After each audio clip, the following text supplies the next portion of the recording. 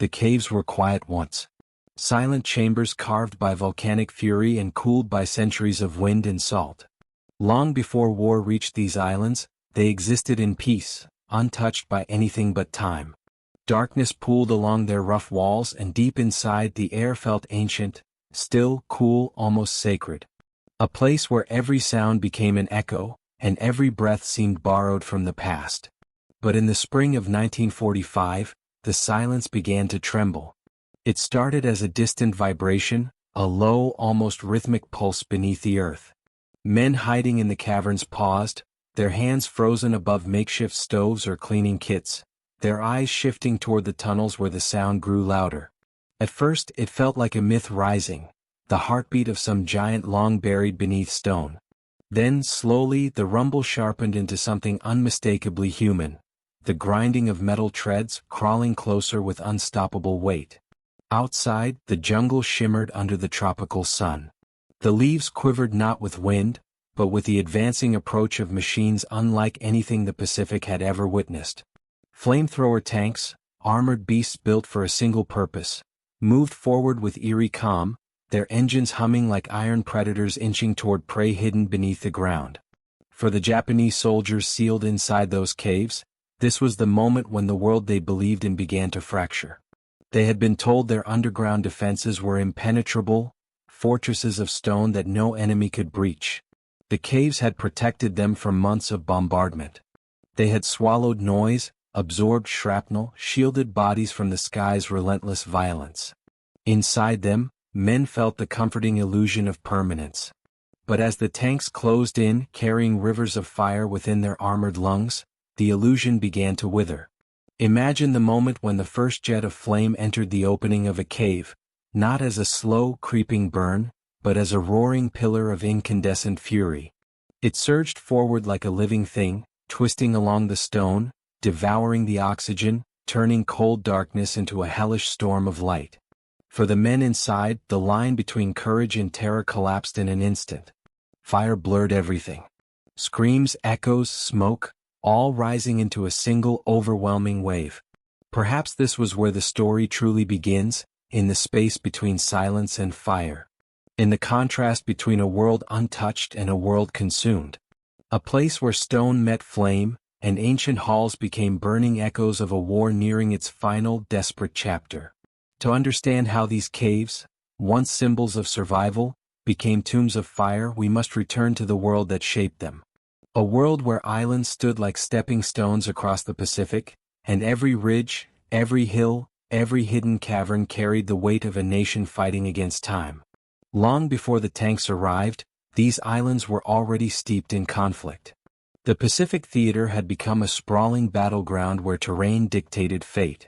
Mountains, coral ridges, dense jungles, and cavernous cliffs shaped the strategies of men who had never seen such landscapes before.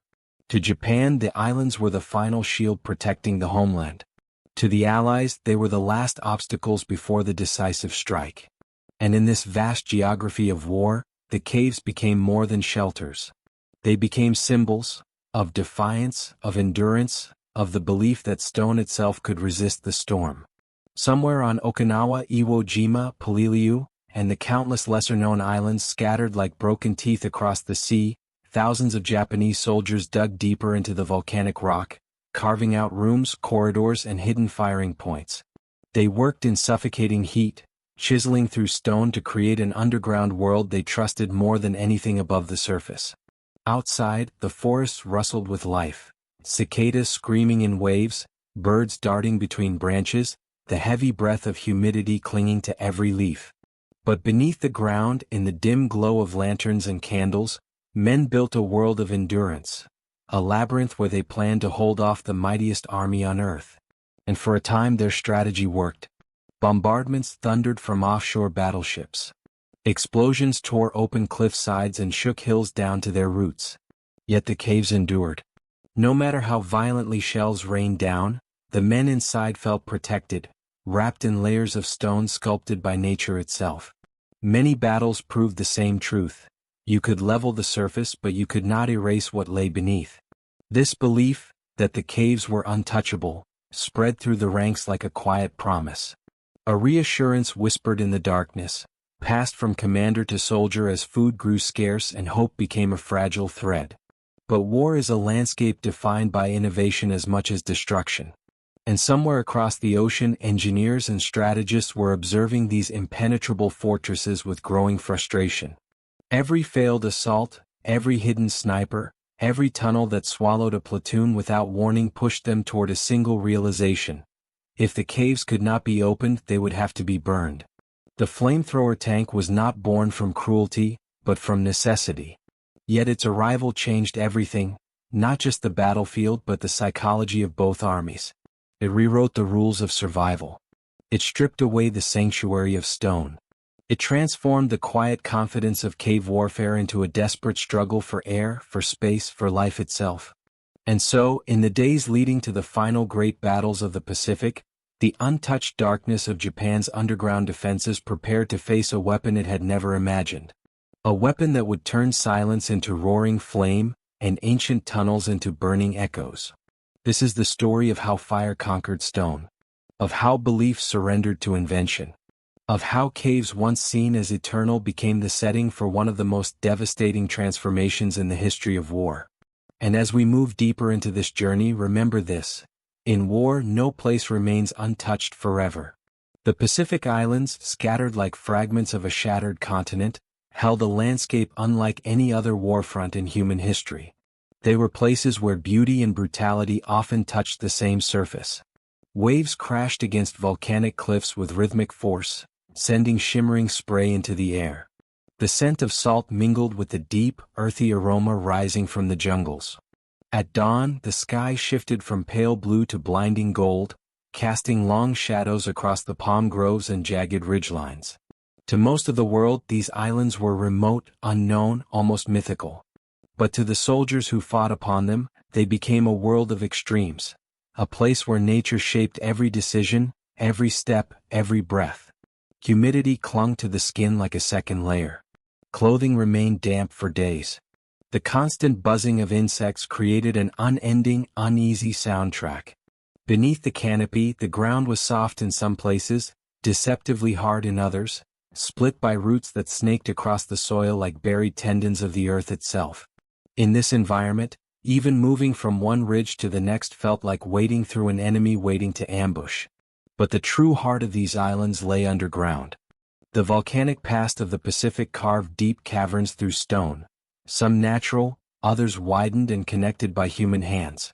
In places like Okinawa and Iwo Jima, the terrain was a maze of limestone and basalt ridges riddled with pockets of darkness.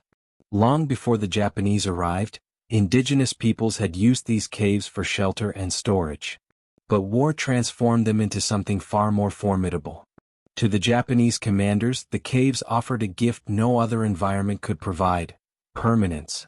The tunnels were immune to aerial strikes. Their entrances could be disguised under thick vegetation, concealed beneath overhanging rock, or carved into the sides of ravines. Inside they could build entire networks, sleeping quarters, command centers, ammunition stores, even makeshift hospitals, all shielded from the sky. For Japan, whose navy and air forces had been severely weakened by 1944, these underground fortresses became the backbone of a new defensive philosophy. They could not match American industrial power. They could not match the scale of Allied aircraft. But beneath the earth they felt untouchable. The deeper we go into this world, the more we see why soldiers believed in the caves with such conviction. Inside, the air was cool compared to the sweltering jungle outside. The stone walls breathed a faint scent of minerals and moisture, carrying a subtle metallic tang that tasted of earth. Water dripped steadily from the ceiling in some places, collecting in shallow pools that glimmered in the dim light. Lanterns flickered with orange glow, casting long, wavering shadows that danced across the uneven surfaces. This subterranean world had its own soundscape. Every footstep echoed. Every whispered conversation rolled down the tunnels like a ghostly murmur. The low thud of distant artillery arrived as a muted tremor, vibrating through the stone rather than breaking it. And the deeper the tunnels extended, the more they resembled the arteries of some giant organism, veins of human strategy, carrying life and desperation through the island's hidden heart. Here, soldiers slept on woven mats or makeshift cots, leaning against the walls or collapsing near the entrances to catch what little daylight seeped inside. Their rifles were stacked neatly beside them. Their helmets rested at their feet. Letters from home were folded carefully beneath their shirts, close to their chests. They were not just hiding. They were waiting. Waiting for the next bombardment to pass overhead. Waiting for the next American advance. Waiting for orders that might send them deeper into the darkness, or out into the blinding chaos of open battle. Some caves ran so deep that oxygen grew scarce. Soldiers would wake gasping in the night, their chests tightening from the stale, heavy air. Fires for cooking were almost impossible, the smoke threatening to choke entire groups. Water was rationed with desperate precision. And yet, despite hardship, the confidence remained. Stone was stronger than steel. Caves would hold. To understand how this belief formed, we must look at the battles that shaped it. On Saipan, the caves allowed Japanese forces to survive days of shelling that should have wiped out entire regiments. On Peleliu, the Yamurbergal Ridge, a nightmare of interlocking caves, turned into one of the most brutal battlegrounds of the war. American Marines described firing into tunnels only to hear the bullets ricochet like angry sparks, bouncing endlessly down the passageways. Flamethrower teams tried to flush out positions, only to be met with hidden exits that allowed defenders to escape or flank them. Here, the Japanese perfected a form of warfare that blended the ancient instinct of retreating to the earth with the modern advantage of engineering. They carved firing ports barely wide enough for a rifle barrel. They built caves connected by narrow crawlspaces that twisted like the branches of a buried tree. They created false tunnels to mislead intruders and dead-end chambers that could trap unwary attackers. It was a world designed for endurance, not victory perhaps but survival. A world designed to make every step for the enemy costly. By late 1944, American commanders faced a sobering truth. Traditional assaults were not enough. Men who charged into cave mouths were cut down. Grenades cleared only shallow spaces. Airstrikes shattered the ground above but often left the labyrinth below untouched. It became clear that defeating the caves required something new. Something that could reach where bullets could not. Something that could transform the darkness itself into a battlefield. That realization sparked a shift. A transformation not just in weapons but in philosophy. And within a matter of months, fire became the dominant language of war in the Pacific. Before the tanks arrived, handheld flamethrowers were used with mixed success.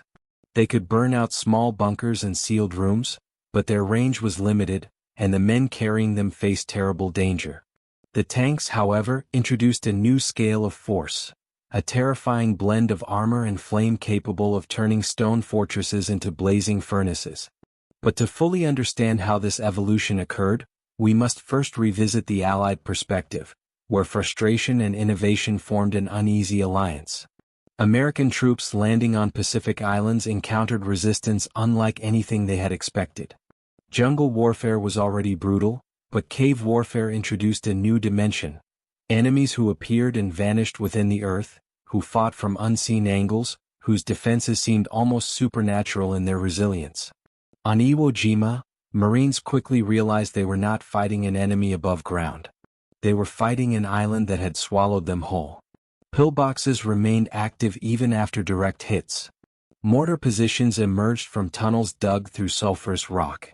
Japanese soldiers resurfaced in places believed cleared hours earlier. These experiences taught the Allied forces a bitter lesson. The caves were not just positions. They were extensions of the soldiers who inhabited them, reflections of their resolve, their desperation, and their belief in a mission they were sworn to fulfill. So engineers returned to their drafts, to their work tables, to their blueprints. They studied the failures of past assaults. They observed how tunnels twisted and bent. They measured the width of cave entrances and the thickness of volcanic stone. And somewhere in that meticulous study the idea emerged. An armored vehicle that could deliver fire not in short bursts, but in sustained waves powerful enough to turn a cavern into a sealed inferno. The flamethrower tank. It was a weapon that would change the war, and redefine what it meant to fight in the last desperate months of the Pacific conflict. And as we approach the moment of its arrival, The story shifts from the world of stone to the world of steel, from the quiet patience of underground fighters to the calculated innovation of engineers preparing a weapon the defenders could not imagine. The untouched caves, once symbols of eternity, were about to face a force they had never known. Not impact, not explosion, but fire itself. And with that fire, the war would enter a new and devastating chapter. To understand how the flamethrower tank reshaped Japan's war, we must turn to the precise details of its creation, a transformation rooted not in sudden brilliance, but in months of brutal battlefield experience. By late 1943, it had become clear that the Pacific theater was governed by two dominant forces, the landscape and the men who used it. American military planners realized that every island captured came at the cost of staggering casualties whenever cave networks were involved. The enemy was not simply entrenched. They were embedded in the very geology of the islands. On the surface, the war advanced through familiar steps, landing craft storming beaches, artillery pounding ridges, infantry pushing forward yard by yard. But beneath the ground, a different war raged, one where defenders held the advantage. The Japanese fought from angles impossible to predict. Machine guns fired from slits barely visible in the rock. Mortars were positioned within chambers so deep that their exact locations remained a mystery. Runners darted through tunnels connecting rear positions to forward posts, resupplying ammunition or relaying orders with speed that baffled their opponents. American commanders watched this pattern play out repeatedly. A hill believed secured erupted into gunfire once more. Marines sealed a cave entrance with explosives only to find its defenders emerging from a hidden side tunnel. Progress that looked certain stalled repeatedly against a network that seemed endless. This recurring stalemate demanded an innovation that could reach farther, burn longer, and strike deeper than any weapon the infantry possessed. In the early days of the war, handheld flamethrowers like the M2 had proven effective in isolated engagements, but their limitations were severe. Their range was short. Their operators were highly exposed. Their fuel tanks were vulnerable to enemy fire, turning brave soldiers into moving targets carrying volatile burdens. The breakthrough came from the idea of mounting flamethrowers on armored vehicles, a concept not entirely new, but one that had never been refined for the terrain and conditions of the Pacific. The engineers turned to the M4 Sherman tank, a reliable workhorse familiar to crews across the American forces. The Sherman offered mobility, armor, and engine power capable of supporting the intense pressures of a flamethrower system. But integrating a flamethrower, especially one capable of reaching deep into fortified tunnels, required significant modifications. The result was a collection of specialized vehicles, the most famous being the POACWS H-1, often referred to simply as the Flamethrower Sherman. The name was less important than what it represented. A tank that could project a stream of fire more than 100 yards, far surpassing the reach of handheld flamethrowers. Its fuel was thickened gasoline, a sticky, burning substance capable of clinging to walls, ceilings, and anything it touched. Once ignited, it transformed the interior of a cave into a furnace, consuming oxygen rapidly and creating temperatures capable of rendering the space uninhabitable within seconds. The development of these tanks was not merely mechanical. It was psychological. Commanders understood what fire meant as a weapon. Fire does not simply strike, it surrounds. It invades. It transforms any environment it enters. In the confined spaces of a cave system, it became even more terrifying. Flames traveled unpredictably, following the shape of the tunnels, pushed by pressure, drawn by air currents, and amplified by the very structure the Japanese believed would protect them. The introduction of flamethrower tanks marked a turning point in the Pacific Campaign. They first saw extensive use in the Marianas, but it was on Iwo Jima and Okinawa that their impact became undeniable. On Iwo Jima, the island's volcanic terrain presented a formidable challenge. The Japanese had carved a network of defensive chambers deep into the porous rock.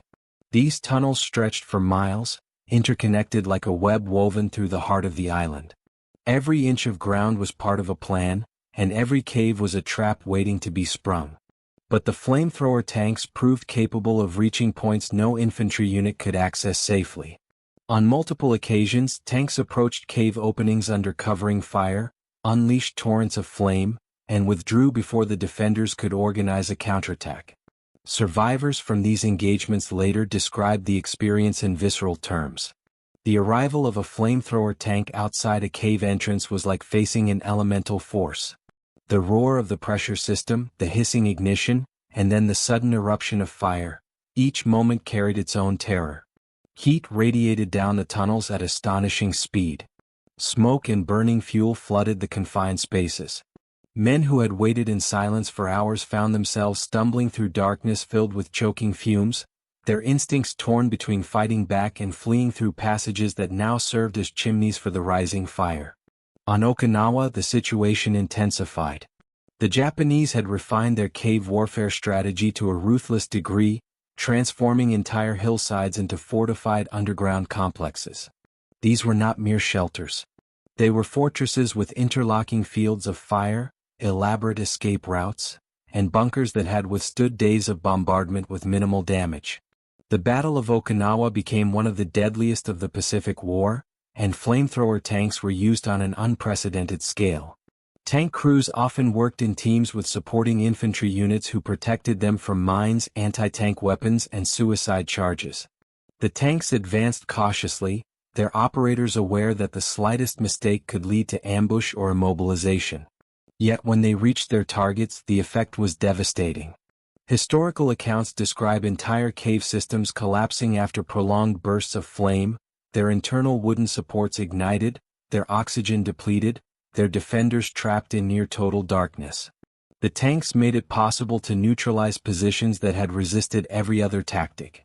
They turned the deep stone corridors from sanctuaries into death traps, echoing with the roar of burning fuel and the structural groan of weakening rock. It is tempting to view the flamethrower tank as a symbol of overwhelming force, but the story is not so simple. Every technological advancement carries a weight of moral consequence.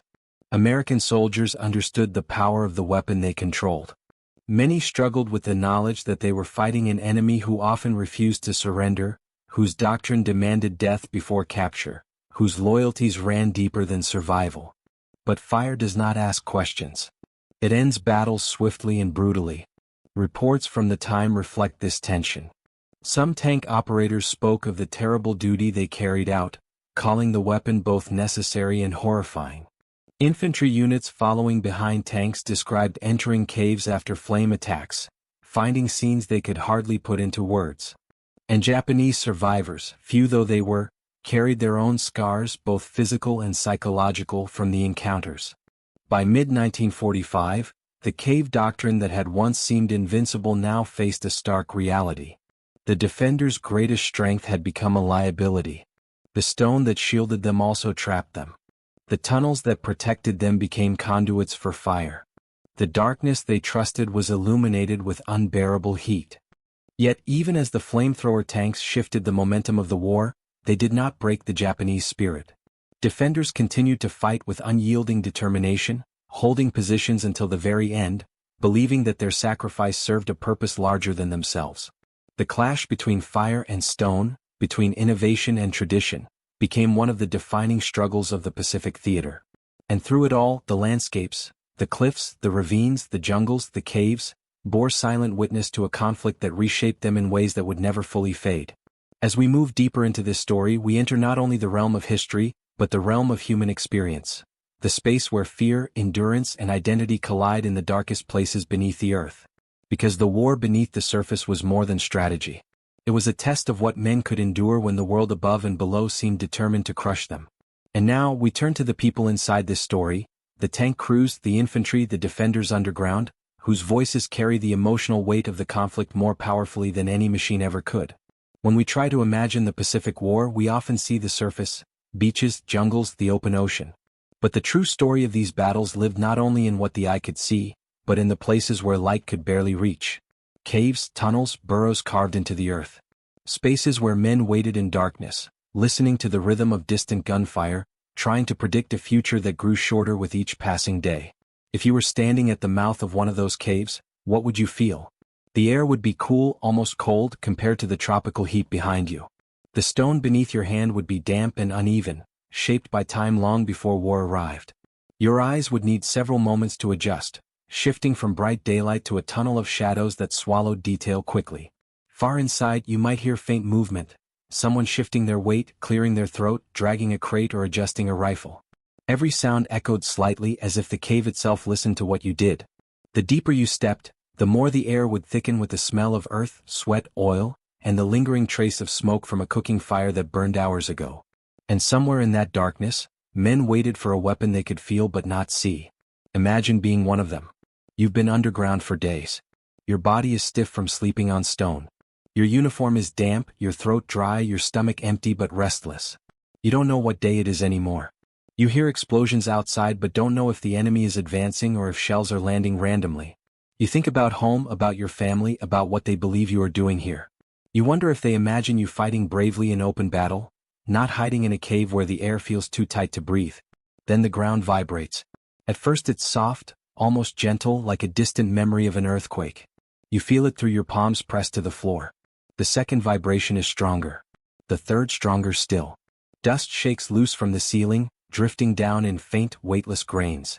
Someone whispers that tanks are coming. Someone else prays under their breath. For a moment there is silence. Then the sound rises, metallic treads grinding against volcanic rock, the heavy engine humming with deep, mechanical power. You can hear it through the walls. You can feel it in your ribs.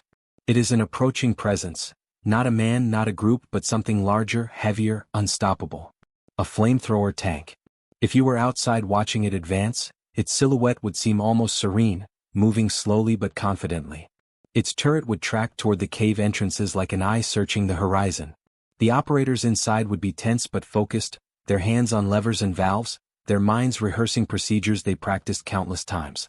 Tank crews lived in their own world, a world of steel walls and roaring engines.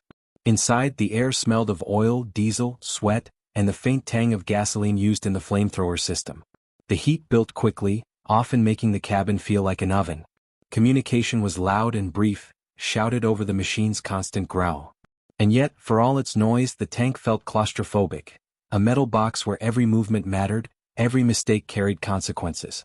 These men did not see themselves as destroyers. They saw themselves as fulfilling a terrible duty.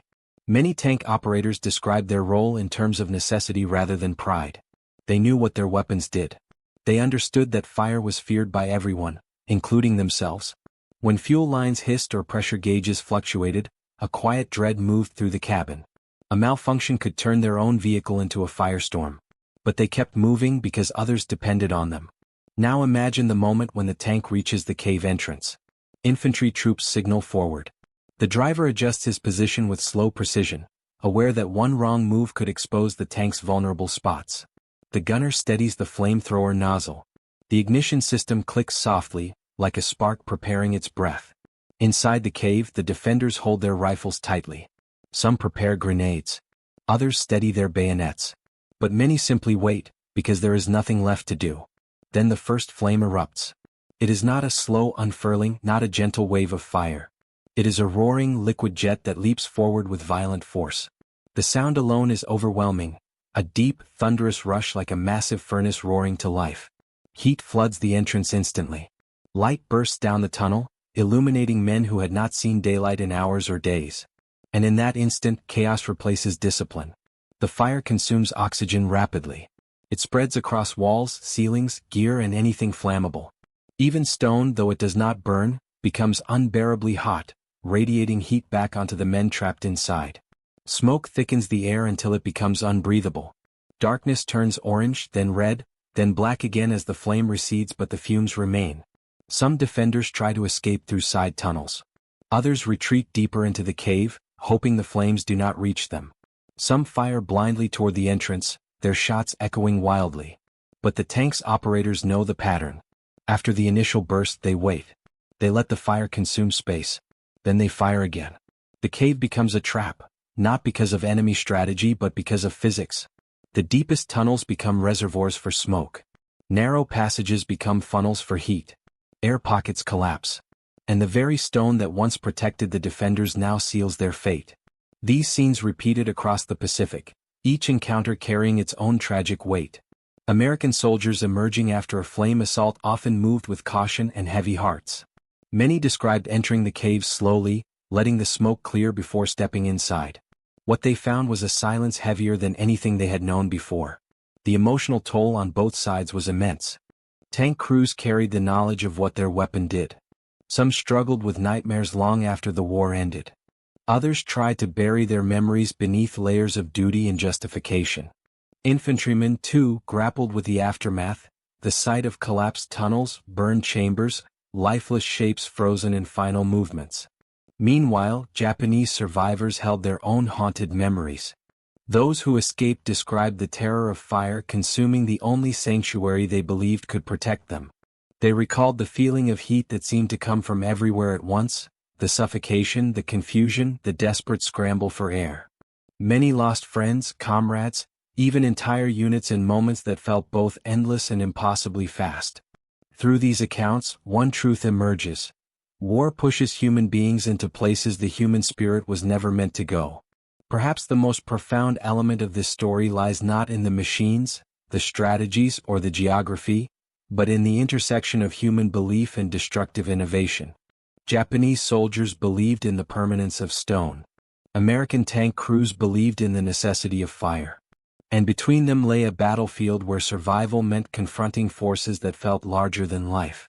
As we move further into this documentary, we shift from the collective story to the individual, the single soldier, the single tank operator, the single commander, because war, no matter its scale, always returns to the human face. The face in the dim glow of a lantern deep in a cave. The face in the reflection of a steel hatch lit by flame. The face of someone who knows that the next moments will define everything that follows. And so we step closer now to these personal narratives, stories that carry the echoes of fire and stone, and the burden of choices no one wished to make. War often feels like a story of nations and armies, of sweeping strategies and large-scale movements across maps. But within the caves of the Pacific, the war shrank to something much smaller.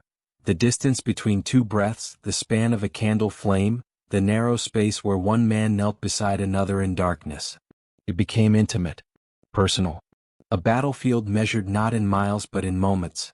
There is a story told by a Japanese survivor from Okinawa, a man who had been stationed in a long branching cave system dug into a hillside. He spoke of the darkness first, not the ordinary absence of light, but a deeper, heavier shade of blackness that settled into the mind. He said that after a few days underground, the line between day and night dissolved completely. Time became a vague rhythm of hunger and exhaustion. Conversations quieted.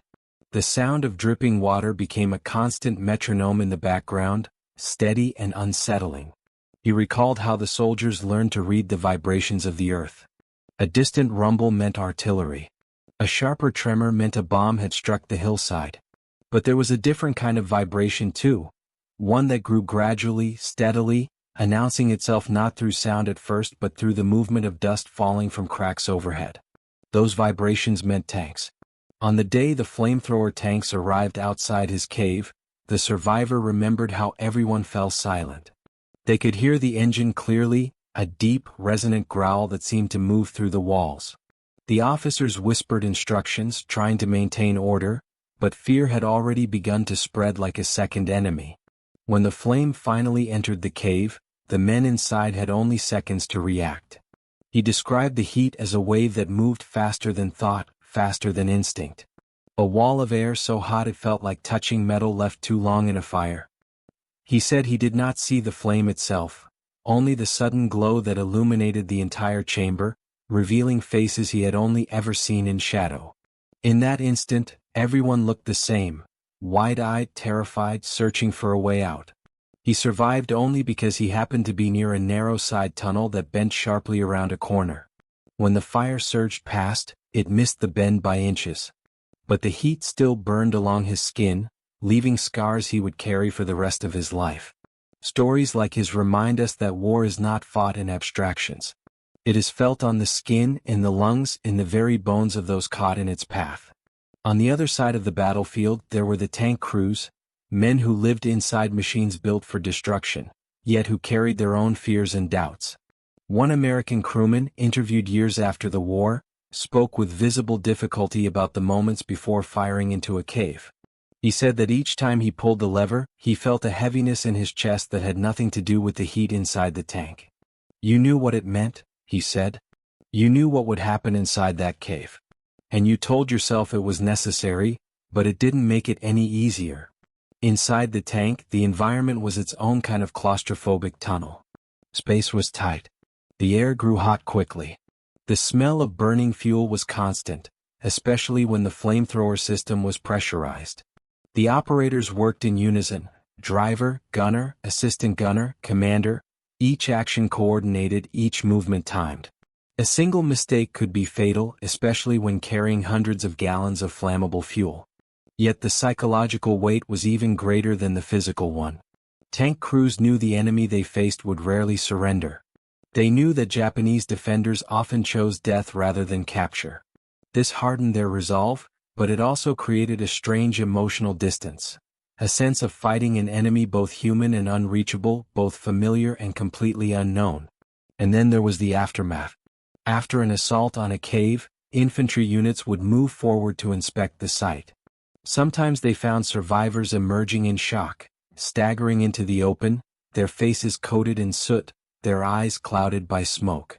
Sometimes they found chambers still burning, the air inside so hot that no one could enter for hours.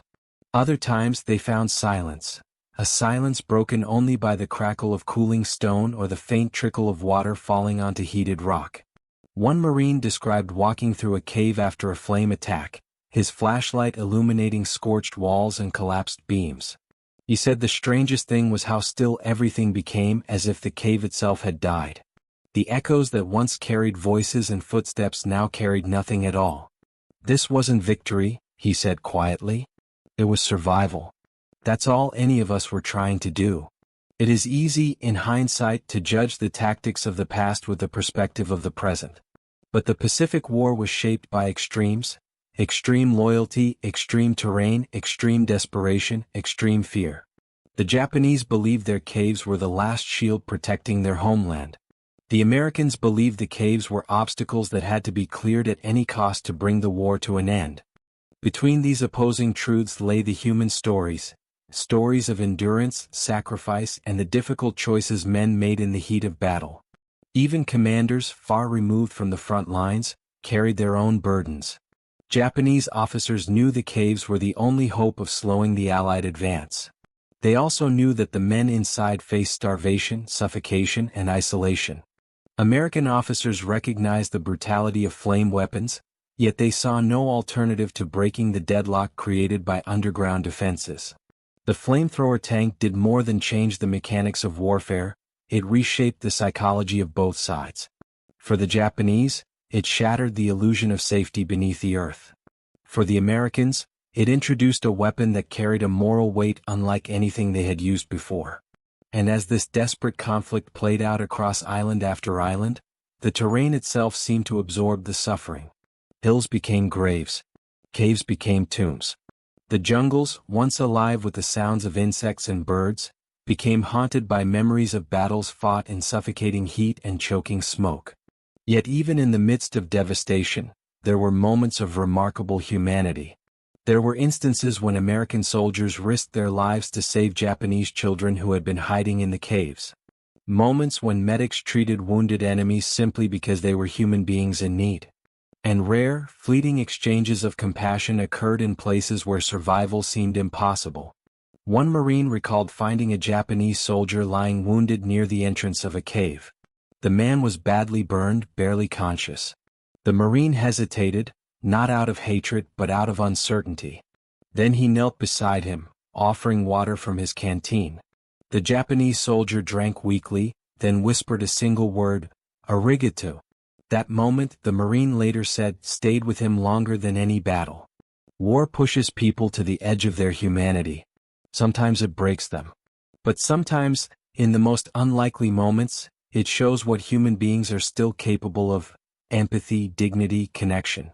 These stories do not erase the brutality of the conflict. They do not change the scale of destruction that flamethrower tanks brought to the caves. But they remind us that beneath every uniform, beneath every tactic, beneath every desperate decision, there were individuals caught in circumstances beyond their control. People who feared. people who hoped, people who survived and people who did not.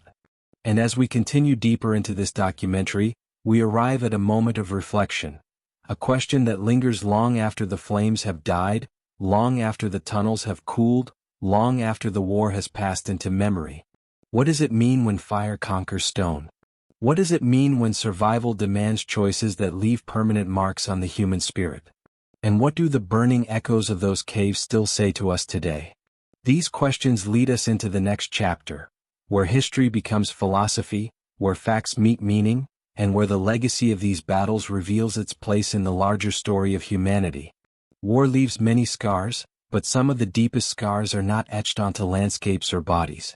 They form in quieter places, within memory, within identity, within the invisible architecture of what a person believes about the world.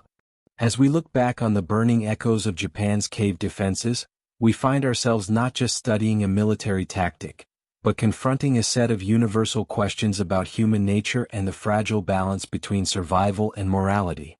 What does it mean to seek safety in stone? What does it mean to bring fire into the earth?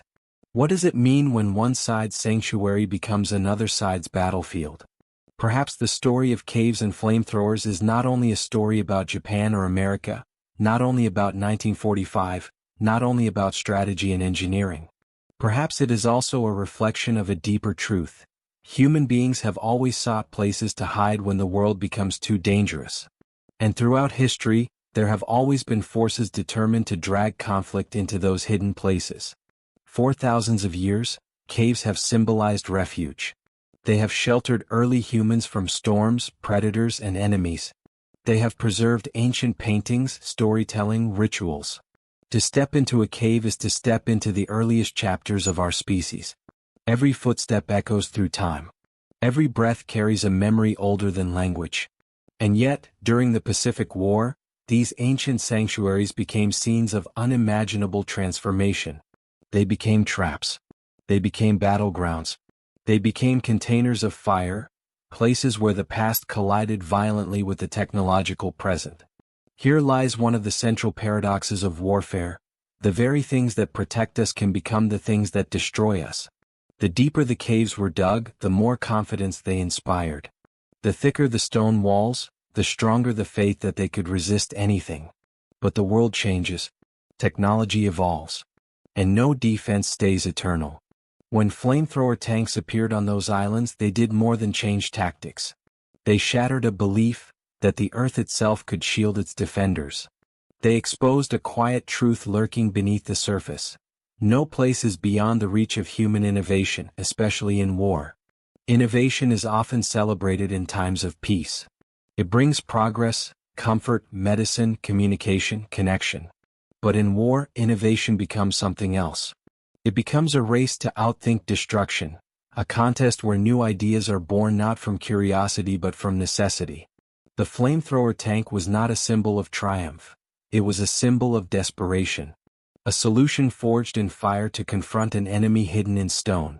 Yet desperation is not unique to one side. Japanese soldiers in the caves felt their own form of it. They were not villains or monsters. They were human beings, driven by orders, loyalty, fear, and the belief that their sacrifice would protect their homeland. When fire entered their caves, they did not face it as symbols of a nation. They faced it as individuals, as sons, as brothers, as men who once walked under the open sky but found themselves buried in the earth, hoping to survive another day. War reduces the world to strange mirrors. Every soldier sees himself reflected in the enemy, someone far from home, someone fighting for reasons he may barely understand. And yet, in the heat of battle, this shared humanity becomes invisible. Only later does it return, in memories, in regrets, in quiet reflections spoken years after the guns fall silent. The caves of the Pacific remind us of the fragility of safety and the complexity of courage. They remind us that bravery can take many forms: standing at a gun port, crawling through a tunnel, operating a tank filled with volatile fuel. They remind us that fear, too, is universal, whether you are hiding in darkness or advancing under fire. Even the environment itself became a teacher in those months of conflict. The caves taught that nature can both protect and betray. Fire taught that destruction can be both immediate and lingering. The stone taught that endurance has limits, no matter how ancient or solid it seems. Perhaps the most haunting lesson lies in what remains after war: silence. Not the peaceful silence of untouched caves, but a heavier silence, one shaped by fire, smoke, collapse, and memory. When the war ended, the caves did not return to what they once were. They remained altered, singed, scarred. Some were sealed forever. Others were left open, their darkness no longer a place of safety but a reminder of what happened inside them. In this way the caves became monuments, not monuments of triumph but monuments of transformation, places where belief met reality, where stone met fire, where the ancient met the modern. Their deepest chambers still hold the weight of echoes, not just of men but of choices. Because war always comes down to choices.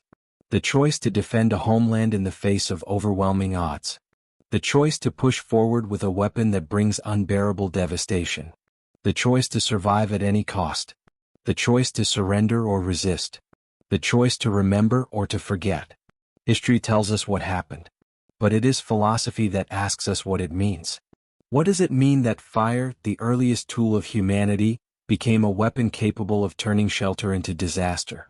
What does it mean that stone, one of the oldest foundations of human security, became vulnerable to that fire? What does it mean that war constantly adapts to whatever humans believe will protect them, finding ways to exploit even the strongest defenses? Perhaps there is a fragile wisdom hidden somewhere in the shadows of these caves. A reminder that no wall, whether stone, concrete, ideology, or belief, is immune to the world's changes. A reminder that security built on resistance alone eventually crumbles. And a reminder that true strength is not found in hiding, but in understanding. Understanding the past. Understanding each other. Understanding the cost of choices made in the name of nations, strategies, and survival. The burning echoes of Japan's war do not speak only of fire. They speak of fear. Of ingenuity. Of loyalty. Of loss. Of everything human beings carry with them into conflict. And everything they carry afterward. And as we step toward the end of this story, we do not leave the caves behind. We carry their lessons with us as all who lived through them did. Because the deepest marks of war are not left in stone. They are left in the people who remember it, who retell it, who try to find meaning in the spaces where light met darkness and survival met tragedy. These reflections bring us into the final moments of our journey, a closing chapter where the echoes fade, and we consider what remains after the fire. When the war finally ended, the Pacific Islands returned to silence. The jungles grew back, slowly covering the scars of bombardment. Grass pushed through the cracked soil. Birds returned to the branches. The waves washed calmly against the black volcanic cliffs, indifferent to the battles once waged above them. But beneath the surface, the caves remained, hollow chambers where darkness and fire had once collided in the most brutal confrontation of the war. In many of these caves the air now feels still again. Cool. Quiet. Yet if you stand inside long enough, if you let your eyes adjust to the wavering blue light from the entrance, you can almost sense the presence of what happened here. Not in haunting visions or lingering spirits, but in a heaviness that belongs to places that have seen more than they were ever meant to see. Some caves have been sealed forever, collapsed by explosions or reclaimed by the earth. Others remain accessible, visited occasionally by historians, hikers, or families searching for traces of loved ones who never returned. In these places, time feels both distant and painfully close. You can hear your footsteps echo just as they once did. You can feel the cool stone walls that once hid men from an overwhelming enemy. You can trace your fingers along the jagged surfaces where the heat of flame once pulsed with unbearable force. And if you stand quietly enough, you may hear nothing at all. A silence so deep it feels almost sacred. War turns ordinary landscapes into witnesses. Hills, oceans, forests, and caves absorb the stories of those who fought and fell within them. But when the fighting ends, those places do not speak. They simply endure. It is people who tell the stories. It is memory that keeps history alive. It is reflection that gives meaning to what might otherwise be dismissed as mere violence. The flamethrower tanks that rolled across these islands now sit in museums or in rusted fragments scattered through jungles. Their engines are quiet. Their fuel lines are dry. Their turrets are frozen in place, pointed toward nothing. Yet the impact of what they brought to the Pacific remains one of the war's most complex legacies. They were machines of fire, born of necessity, wielded with fear and reluctance. They turned stone fortresses into burning echoes. They transformed the very physics of battle. And in doing so, they forced both sides to confront truths about survival, about war, and about the fragile line between strategy and humanity. But just as the flame faded, so too did the war. And with its end came something the soldiers on both sides had almost forgotten how to imagine: silence. It is in that silence that we find the true meaning of this story, not in the battles, not in the tanks, not even in the caves themselves, but in what remains afterward. In the lives rebuilt. In the memories carried. In the reflections passed from one generation to the next. History does not exist to glorify or condemn. It exists to teach. To remind us of what human beings are capable of, for better or worse. To help us understand the weight of past choices so we can shape better ones in the future. And perhaps that is the final echo the caves hold. A quiet message that survival built on destruction carries a cost, that innovation born in desperation shapes more than battlefields, and that even the strongest stone can be reshaped by the forces of human will.